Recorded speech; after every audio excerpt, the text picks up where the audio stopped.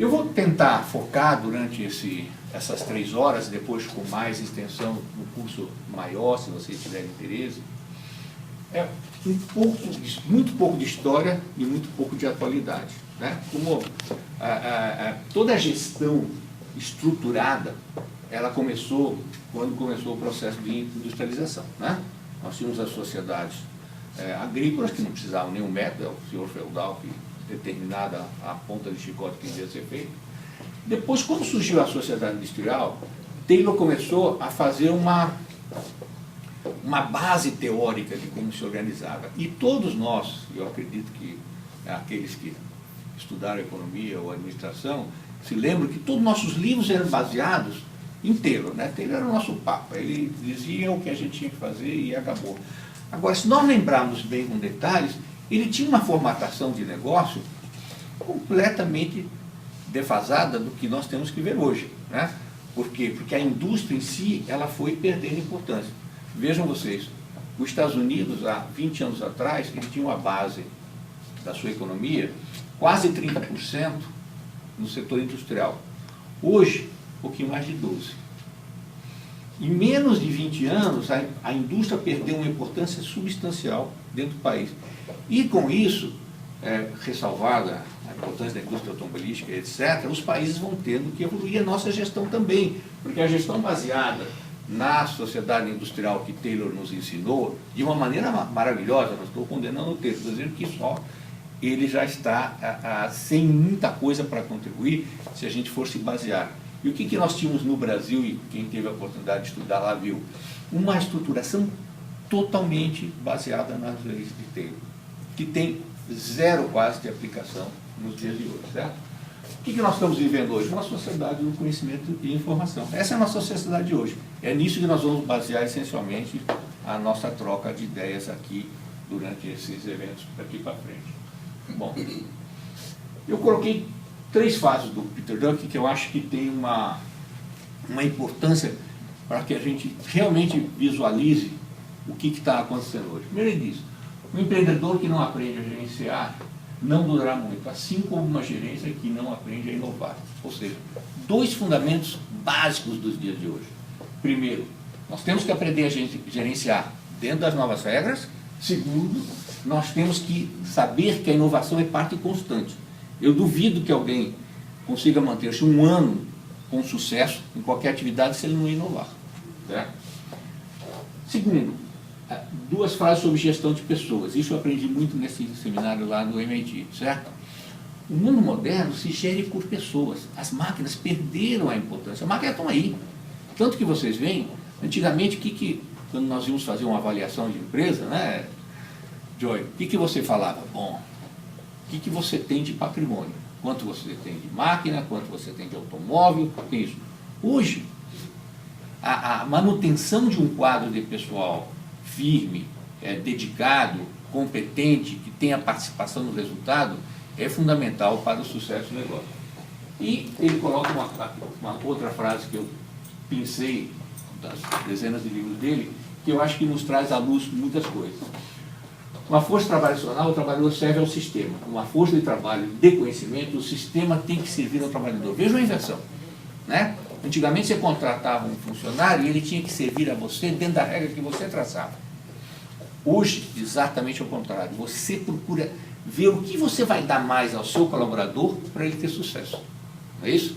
Bom, isso nós vamos também abordar com um pouco mais de profundidade, por favor. Então, o que isso veio trazendo? A nova gestão, ela não surgiu ontem, ela foi surgindo gradativamente. Nós vimos várias formas de analisar a gestão nesse final do século passado e no início desse século. Então, vocês devem lembrar, né, nós aprendemos na escola, administração por objetivo, depois foi evoluindo a administração participativa.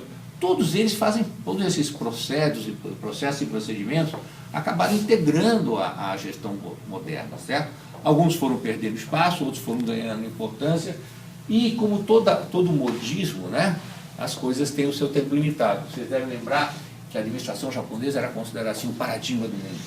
Disciplina, obediência, todo mundo chegava na indústria, fazia ginástica, depois com o chefe que ia lá, dava lá, ninguém falava, abriu o bico, era uma gestão extremamente disciplinada. O que aconteceu? O Japão teve a década perdida. Porque quando entrou a gestão moderna, dinamizando o mundo, em que a decisão é tomada na ponta, como nós vamos ver mais na frente, o japonês estava perdido, ele não sabia tomar decisão. Ele tinha uma hierarquia a ser seguida, uma regra. Quantos de vocês nos negócios internacionais, eu presenciei isso dezenas de vezes, você ia para lá, tinha 10 japoneses e um no meio, só ele falava. No máximo ele autorizava alguém a dar um palpite. Hoje em dia, qual é a administração de maior sucesso no mundo? Basta ver qual é a maior empresa do mundo. Qual é a maior empresa do mundo hoje? O Walmart. E por que a Walmart é a maior empresa do mundo? Porque ela adotou um processo de gestão, que nós vamos abordar, que é 100% focada na decisão de ponta. Hoje eu falava com a Cátia, que trabalha conosco lá. Leite, presta atenção. Nós queremos que as pessoas decidam. Nós temos que querer que o nosso colaborador decida. Se nós formos fazer com que cada vez que ele vai decidir, ele tenha que virar nosso, nós perdemos para o concorrente. Porque o Walmart, como é que ele faz? Cada gôndola tem um chefe. Esse chefe reporta a 5 segmentos. Ao financeiro, para saber quanto é que ele está gerando lá, ele tem que prestar conta da rotatividade do produto, o turnover, estabelece as margens, para ver se ele está atingindo as margens que aquela gôndola deveria dar.